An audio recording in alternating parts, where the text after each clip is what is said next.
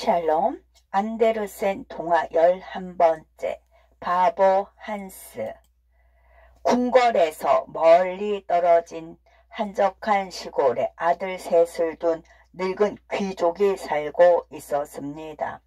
첫째 아들은 책과 신문뿐만 아니라 백과사전에 실린 점 하나까지 완벽하게 외울 만큼 영리하였죠. 둘째 아들도 형 못지않게 똑똑해서 법과 정치에 관해서는 그 누구도 당해낼 사람이 없었습니다. 하지만 셋째 아들 한스는 두 형들과 아주 많이 달랐죠. 하나를 외우면 두 개를 잊어버리는 바보였습니다. 그래서 모두들 바보 한스라고 불렀죠. 어느 날 첫째와 둘째 아들은 공주와 결혼하기 위해 길을 떠났습니다. 공주가 신랑감을 찾는데 조건이 재치가 뛰어나면 된다는 것이었지요. 첫째와 둘째는 자신만만했습니다. 형들 어디 가는 거야? 뒤늦게 형들이 집을 떠난다는 것을 안 바보 한스가 물었습니다. 우린 공주님에게 청혼하러 가는 거야. 하지만 넌 궁궐에 가봐야 소용이 없어. 두 형들은 거들먹거리면서 집을 떠났죠.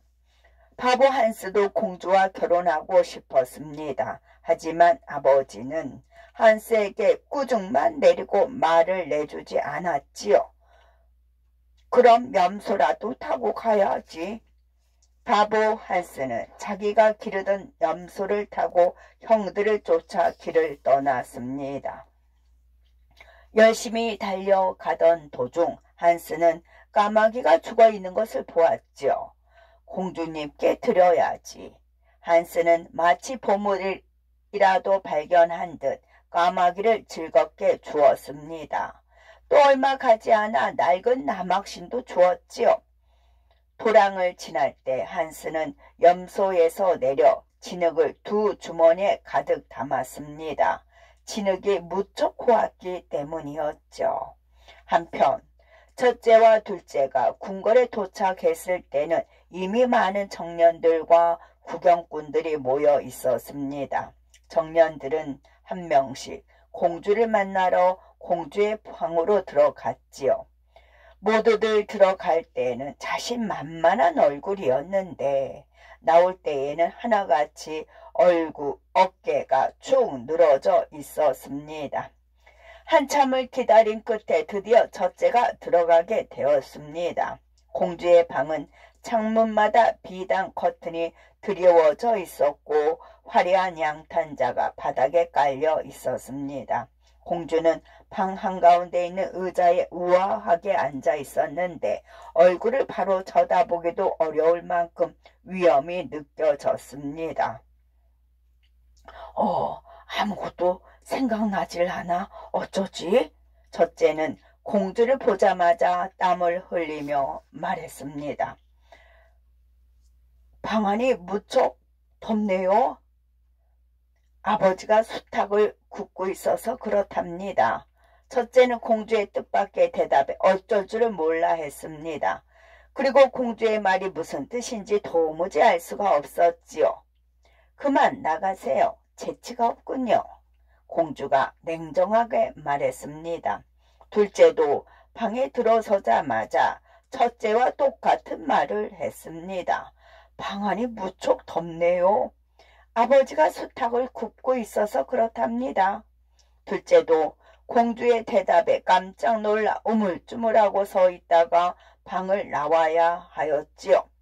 이후에도 여러 명의 청년들이 공주의 차가운 대답을 듣고 나왔습니다. 드디어 바보 한스의 차례가 되었습니다. 방 안이 무척 덥네요.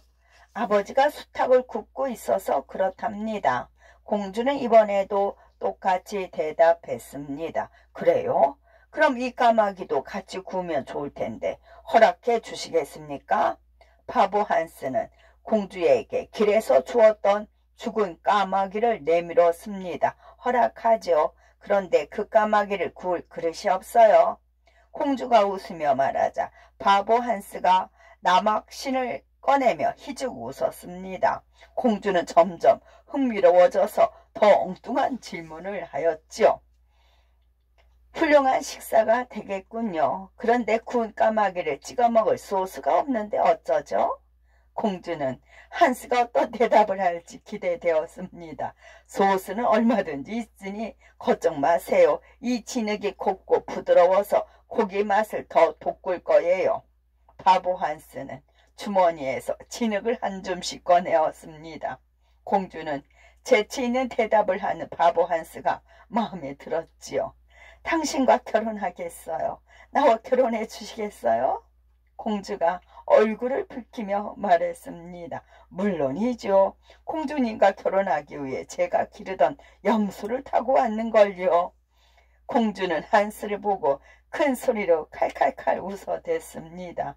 바보 한스는 공주와 결혼해서 왕이 되었지요. 그리고 다시는 바보 소리도 듣지 않았습니다.